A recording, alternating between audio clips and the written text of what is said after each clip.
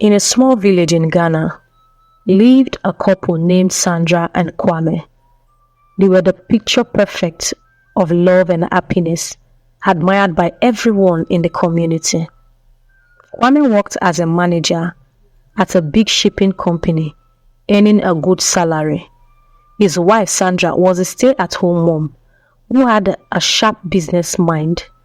Every month, Kwame would give Sandra an allowance, which she skillfully invested into a small business that yielded profits. For the first 5 years of their marriage, the couple remained childless. Despite this, they grew closer, their love deepening, and their bond became stronger. They prayed together, trusting that God would answer their prayers one day.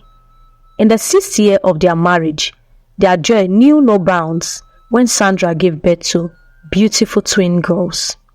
They named them Precious and Pearl. The once barren Sandra had finally become a mother, and their home was filled with laughter and excitement. 2 years later, Sandra was blessed with another set of twin girls, Patience and Priscilla. Now they had 4 daughters, all beautiful and intelligent. However, while Sandra and her daughters were content, some of Kwame's friends began to sow seeds of dissatisfaction in his heart. "Kwame, you need a son to carry your name," one friend said. "Who will inherit your wealth? You can't leave it to daughters," another one claimed.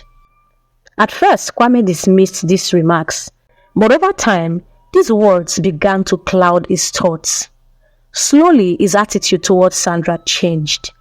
He started coming home late and avoided spending time with his daughters. One afternoon, Kwame came home in a bad mood. "Sandra, you must give me a son," he demanded. "If you don't, I will marry another woman who will." Sandra, holding back tears, replied softly, "Kwame, I am not the one who decides whether we have a son or not. It is God who gives children, both male and female." Her words only angered Kwame further. He stopped eating her meals, barely spoke to her, and spent more time outside than home. Sandra, however, chose prayer over confrontation. Every night, she knelt down and prayed for her husband. 3 months later, Kwame announced that he was bringing a second wife into their home. Her name was Olivia. He said coldly, "She is already pregnant, and I'm sure she will give me a son." Sandra was heartbroken but remained calm. When Olivia moved into the house, she made Sandra's life even more difficult. She mocked her at every opportunity. "Girl, Mom," Olivia sneered one day. "Not everyone can bear sons. Some of us are more blessed." Sandra endured the insults silently, refusing to let Olivia's words affect her love for her daughters. Her 4 girls, Precious, Pearl, Patience, and Priscilla, were her pride. They were bright, respectful, and took their studies seriously. They often asked, "Mama, where is Daddy? Doesn't he love us anymore?" Sandra would hug them tightly and assure them that everything would be fine. Months later, Olivia gave birth to twin boys, Benjamin and Bernard. Kwame was overjoyed. He showered Olivia with affection and opened a big shop for her. Meanwhile, he completely stopped giving Sandra a monthly allowance. But Sandra was resourceful. She used the profits from her earlier investments to provide for her daughters and herself. She paid their school fees and ensured they lacked nothing. The girls excelled in school, with Precious gaining admission into a prestigious school. As the years passed, Kwame's health began to deteriorate. He was diagnosed with a terminal illness that left him bedridden. Unable to go to work or provide for his family, Kwame turned to Olivia for support. To his shock, she refused to care for him. "Your wickedness has caught up with you," she hissed one day. "I married you for your money, and now that you're useless, I have no reasons to stay here." Kwame begged her for financial help to pay for a life-saving surgery, but Olivia refused to help. "The money is for my boys, Not for you, she snapped. Then, dropping a bombshell, she added, by the way, the twins aren't even yours. They belong to my boyfriend. I only stayed because you were rich. So now that you're no longer rich, I have to go back to my boyfriend. The next morning, Olivia packed her things and left with her sons. Kwame, now abandoned and helpless, was left in Sandra's care. Despite all the pain he had caused her, Sandra cooked for him, bathed him, and took him to his medical appointments.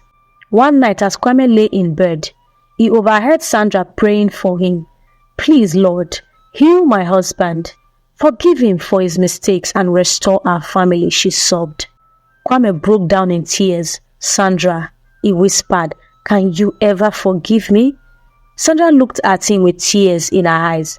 I forgave you a long time ago, Kwame. When the time came for the surgery, Sandra surprised him and offered to pay the bill. How can you afford this? He asked, astonished. I invested the allowance you used to give to me in a business, she explained. God has been faithful. The surgery was successful and Kwame regained his strength. Humbled and filled with regret, he apologized to his daughters for neglecting them. You are all my pride and joy, he said. Months later, their first daughter, named Precious, received a scholarship to study at a university outside the country. The family threw a big party to celebrate. During the celebration, Kwame stood up and made a heartfelt announcement. I want to thank my wife, Sandra, for her love and patience. I was blinded by selfish desire for a son, but I now know that daughters are just as precious as sons. I am proud of each of my girls and grateful to God for this family. Kwame was also regaining his strength. He started assisting Sandra in managing her growing business empire. For the first time, they truly worked as a team. Sandra smiled, tears of joy streaming down her face. From that day forward, the family lived happily together, with Kwame fully embracing his role as a loving husband and father. One rainy evening, just as Sandra and Kwame were about to sit down for dinner, there was a loud knock on the door. Sandra opened to find Olivia standing there, drenched and carrying her twin boys, Benjamin and Bernard. She looked desperate and worn out. What are you doing here, Olivia? Sandra asked, trying to keep her voice calm. Olivia fell to her knees crying, I made a terrible mistake. My boyfriend abandoned me and I have nowhere to go to. Please, Sandra, I know I don't deserve your kindness, but I'm begging you to let us stay. Kwame, who had heard the commotion, joined them at the door. He looked at Olivia and then at Sandra, unsure of what to say. Sandra, ever compassionate, sighed deeply. The children are innocent in all this, she said. They need a roof over their heads. Reluctantly, Kwame and Sandra allowed Olivia and the boys to stay in one of the guest rooms. However, this time, Sandra set firm boundaries. You will respect this home and everyone in it, she said to Olivia. Living under Sandra's roof once again, Olivia began to witness the love and unity in the family. Kwame never went to her and he never considered her as his wife. She was just being helped by Sandra because of the kids. He concentrated on his daughters and his wife. She was more like a visitor in the house. The kindness Sandra showed her, despite everything that had happened, deeply moved her. Slowly, Olivia started to change. One day, after staying for about 3 months, she thanked Sandra and appreciated her for her hospitality and kindness. She said, indeed, you're a good woman. After everything I did to you, you still covered my shame, gave me a roof over my head when no one else did.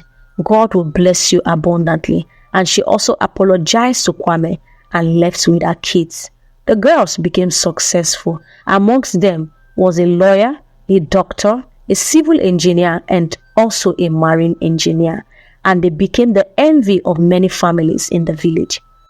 So many men who never appreciated daughters began to appreciate their daughters and sent them to school, and they lived happily.